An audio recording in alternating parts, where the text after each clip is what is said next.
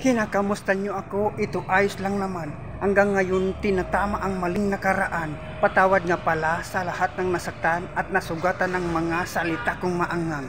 Pero ang magkaayos siguro wag na lang. Kung gusto nyo ng plastikan wag ako, iba na lang. Ngayon binibigyan ng tiwala bilang na lang. Malamang baka madali na naman ang alamang. Kaibigan tumalikod, itinuring na kapatid. Kinalimutan, inalalayan ko siya sa pagtawid. Hindi mo dapat nagawin nang sirain ang palihim ang taong nagturo sa'yo ng liwanag sa dilim. Kasama mo ng matagal, nagawa mong kagatin. Ganun ang aas paggutom kahit sino tutuklawin. At sa mga nagtatsaga upang ako'y pabagsakin, bilib ako kahit papano sinubukan nyo pa rin.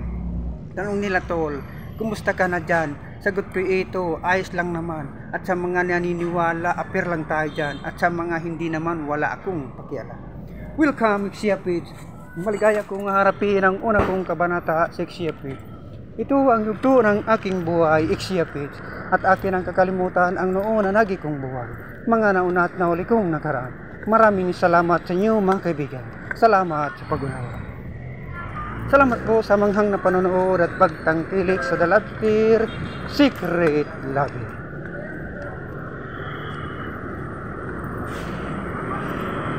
No, yan na, no. Yan ang may cellphone ng ganatinoy na.